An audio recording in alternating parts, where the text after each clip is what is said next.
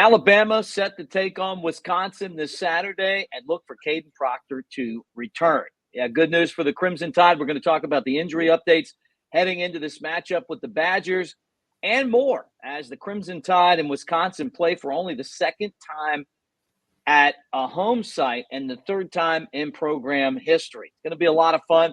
We'll get into all that and more right here on the Bama Tailgate YouTube channel. Like and subscribe. Give us a thumbs up. Get in that comment section, even if you guys want to say it's Pritchett, not Pritchard, Mick. Hey, you're exactly right, and I'm wrong. But it's the D and the T that have always gotten me. Hey, I know this, though, as far as T's go. Roll Tide, baby. Let's get this show going.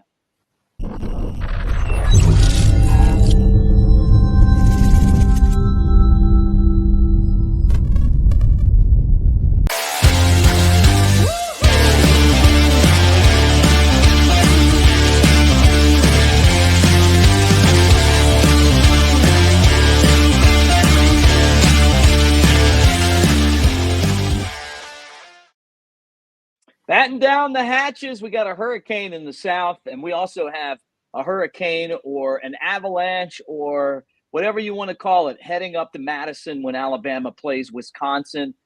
And it's going to be a great matchup. Only the second time that these two teams have ever played on campus sites. The other time was 1928, Brett. Alabama lost that game, and they got shut out in that game. So they're going to try to go back in there and win. But Bama beat these guys up pretty good in 2015. Different coaching staff, different team, but the same helmets. And I'm excited about the matchup. This is a helmet game to me. It's a great ball game to me. I love this series with Wisconsin. Like I mentioned yesterday, I think it's it's a helmet game, and Wisconsin to me is sort of like an SEC team. I mean, they play physical, they play tough, and like I said yesterday, cornbread fed. I'm telling you, cornbread fed. Yeah, no doubt. Well, let's talk about the injuries right now. Cole Adams, who we both have really enjoyed watching, the wide receiver, kickoff, punt return, kickoff return guy, had his arm grabbed when he made a catch trying to get into the end zone last week, left, had a sling on, and Kalen DeBoer kind of provided some updates, basically saying that he's doing well, and that they don't think that that's going to be a long-term deal. The big news, though, is that we can expect Kadyn Proctor to play in this game. He's practiced, could have played last week. We heard that through multiple sources, and people have honestly been saying that for the last 2 weeks that he could have played. But he didn't. They had trouble on the offensive line. Maybe that with adding him to the left side of the line is going to make a difference. And I hope so, because that's where Alabama really struggled last week. Maybe you move Pritchett to the right tackle spot instead of Wilkin Formby. I'm not ready to bury Wilkin Formby at all. But what I am saying is that it's going to be good to have Proctor in there, and hopefully this offensive line will be the strength that we thought it was going to be. Well, anytime you can add the experience like him, and I don't blame them for holding him out against South Florida. Look, no disrespect, but the first two games, cupcakes. Mm-hmm. I mean, seriously. I mean, that's kind of what it boils down to. You want to get ready for a Wisconsin, a Georgia. You want to win ball games, and you want to show as little as you possibly can, because Wisconsin has had this marked on their calendar for a long time. We mentioned it yesterday. It's like a Super Bowl to them. It's going to be a raucous environment. It's going to be going to be an environment that we have not been in. We haven't been away from Bryant-Denny Stadium. It's going to be a tough environment to play in, and I want to see how we respond. And I think, last week we had a lot of distractions. A lot of these players were recruited by Nick Saban, and you had everything that was going on that day. You had several different things going on, and I think the distractions are over with. This is Kalen DeBoer's team, and now it's time to really step up and show who we are, and we can do that here in the next 2 weeks. Yeah, and that's what makes this a really special game. I mean, this is a big time opponent. You Yeah, go to Camp Randall, you play a big time opponent, you want to step up and do your best. For Alabama, so many of their problems, come down to the way they performed on the offensive line for most of the game against South Florida. And, you're right. and to me, it was a continuation of what we saw, the problems that they had in the Michigan game last year, and some of the other contests where people got after Milroe, blitzed the quarterback, maybe the offensive line let him get sacked a lot. And it's something that I thought Alabama would be better at this year. But we were able to overcome. And watching some of the interviews from the offensive linemen, they knew they were not doing their job. They knew that. Everything was not right. And then later on in that ball game, we took control and we won the ball game. We won it handily as far as the scoreboard shows, but still, we have some issues to work on, and I really think they're taking that seriously this week, and they know the mission at hand because they know Wisconsin is no USF or what is it, Western Kentucky or whoever we played. Right. They know that. We're getting down to serious business right now. Yeah, right. And this game, to me, is a really tough game for Alabama just Yeah. because they've got the off week. They've got Georgia. Don't look ahead. This is the first time that this team has gone on the road and had to play under Kalen DeBoer. I get it. They've got a couple guys that are familiar with that program, and Alabama played these guys. Not Wisconsin, but Luke Fickell when he was at Cincinnati. But Right. all Yeah. in all, Okay, come on up. Come on up. Let's give a. That's Kalen DeBoer in there. You heard that. But all in all, I mean, this is the kind of game that if you're Alabama, you cherish, man. But you're everybody's Super Bowl, You are, and everybody's going to circle Alabama on the schedule. I mean, that's who we are. That's who you want to be. I mean, I'm sorry, but the consistency of this program under Coach Nick Saban, everyone every year circles Alabama. Mm-hmm. And I don't care. People talk about the polls and everything. Not number one in the poll. I used to hate when we were number one in the poll. Right. But, because you had that, target on your back.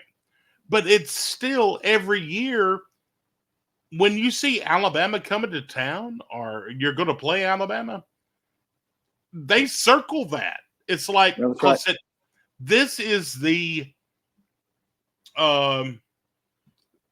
this is who you always want to be. You want to be Alabama. Mm-hmm. Well, and this is the first time that Kalen DeBoer has really experienced this. I mean, Right. You're Yeah. Washington, you're at Fresno State. Maybe it was the case in the lower levels of football, but everybody's got Alabama as the biggest game that they're going to play the entire season on their schedule. Even Georgia, it's the Georgia's Super Bowl. All the teams right, Super exactly. And no, you're right. I mean, because when you look at the elite, they always want to circle Alabama on the schedule because that's who they want to be. They want to live up to that standard. And, I don't blame them, Well, that's how it is. So, Alabama will take on Wisconsin. We talked about it's an early game. What does that mean for the Crimson Tide playing at 11 a.m. or noon Eastern time? But that's how they do it in the Big Ten. You go on the road there, they play their big games. in Michigan, Ohio State play at that same time slot. It's a tradition over there. You go and play there. That's the way it goes. We don't have like a time tradition in the SEC. They do, and it's cool. But I think that Alabama having practiced early this year is probably going to help them a little bit because they've been up practicing at early anyways. It's not like it's going to be that much disruptive to their schedule. No, that's true. But I hate that Gus Johnson's on the call. Oh, I love Gus. Get out of here. Are you serious? Yeah, I love Gus. Get out of here.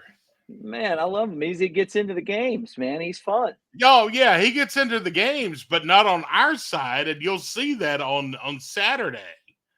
He's going to be so anti-Alabama, it's not even funny. We'll see. It's going to be an interesting matchup. It's going to be Wisconsin! Cheesehead. Give me a break. Let's go up there. Yeah, let's go beat their brakes off. Let's go on. All right. Look, let me tell everyone a couple things before you take over. And I'm going to start with New Life Art. Use the promo code Bama Tailgate, newlifeart.com for a great discount. Pimp out your man cave right now with some of those great Daniel Moore prints. You got friends coming over. You're doing your thing. You want to impress. Daniel Moore prints are the way to do it. And they come in. They come to my studio. You'll see all the collection of those guys.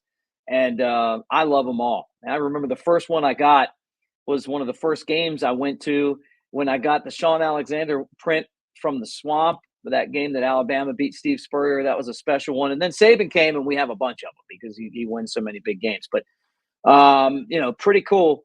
All the great stuff they have there, and check it out for yourself at New Life Art. Also, channel is presented every day by Pearl River Resort over in Philadelphia, Mississippi. And take advantage of this right now because this is the time to go. You can bet $50 at the Golden Moon Casino Timeout Sports Lounge and play Dancing Rabbit. The Augusta you can play, the great clubhouse, those awesome breakfast sandwiches over there.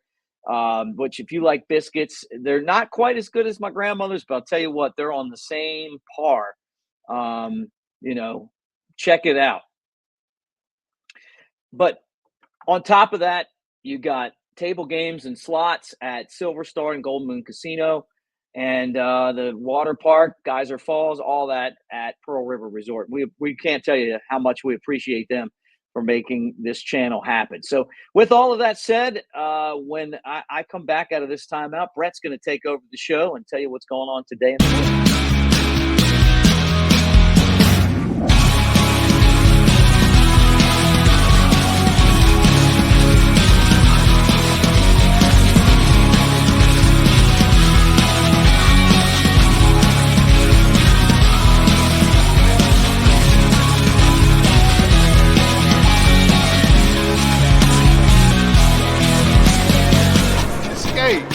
Pearl River Resort.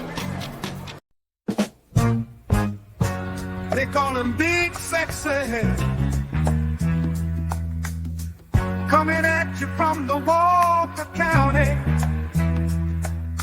Jasper is his hometown. He's known for giving free rundowns. Oh, Big Sexy, throwing out those Alabama thoughts, sneaking out your mom's window without getting caught. It gives you the XP, but Big Elmo is here to please. Big Sexy Elmo on the Bama Tailgate Show.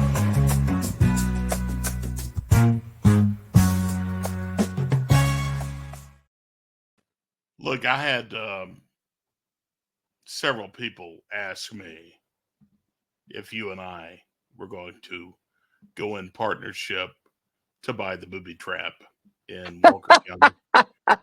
And I told him, I said, look, I know Mick lives in the nicest neighborhood in Fairhope. I said, but I can't have him sell off everything unless I'm the manager. Yeah, that'd be fun. I mean, would you trust me to be the manager? Look at you. I don't know. I wouldn't. I think he Oh, drank you up. wouldn't. Okay. All right. Well, today's the 12th day of September, and it's a big day for you, Mick. I tell you, several things that's happened. We're going to get to the birthdays first, but some stuff on the calendar that's totally you. Birthdays today. Original MTV VJ Nina Blackwood is 72. Oh wow, yeah. You know what? It's crazy that those VJs, right? Because they were Yeah, video DJs, yeah. and they were so popular when MTV was like really rolling, and she was like one of the top 4 or 5 VJs they had. So that's pretty cool. Is she Happy the one birthday. that is? I think that they've offered me her show on one of my stations, and she talks like this. Yeah, that's her. Yeah, Yeah, she's that's good. her. Yeah, she's good though. I like her. But anyway, 72 today. Louis C.K., the comedian, 57. Oh yeah, I remember him too. Yeah, funny dude. Didn't he get canceled? Is he the guy that got canceled? One of them got canceled. I don't know. Everybody gets canceled these days. Everybody gets canceled. Let's see. Who else? Singer Ben Folds of Ben Folds 5 is 58 today. Yeah, very musician. I know him. I'm not saying I ever saw him in concert, but he seems like the Ben Folds 5 would be like a band that would be at like city stages. You know, not the headliner, but you know, like remember city stages? Like they would have been like Yeah, the third act on Saturday. Like, you know, like they've been good. And he may have they may have played either city stages or X Fest. Okay. Yeah. But anyway, if you're looking for something to celebrate today, today is National Video Games Day. Okay. Well, cool. Today is also. Well, let me ask you this: what's your favorite video game? NCAA college football. You don't even have that one. You don't even have that. I don't even have a game system, but that's what I used to play. I mean, I need to we need to get on this, you know. Mm-hmm. But anyway, also something you will celebrate: National Chocolate Milkshake Day.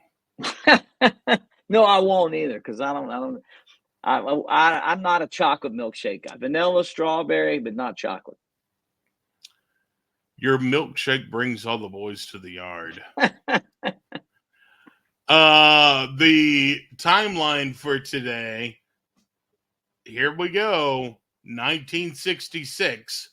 The Monkees debut. Oh, you know I like the Monkees, and you're rubbing that in. It's not that I listened to the Monkees, but I watched the show when I was a kid on reruns, and I enjoyed it. Like it was pretty funny. They were like a music group that was like behind the scenes, and they were playing concerts, and then we would listen to the concerts, and we did a talent show, and I want to like in school we played the Monkees. We were the Monkees. Yeah, I knew that. Cheer up, Sleepy Jean. Cheer up, Sleepy Jean. Oh, what can it mean? I don't know. But I knew this was your day because there's so much others.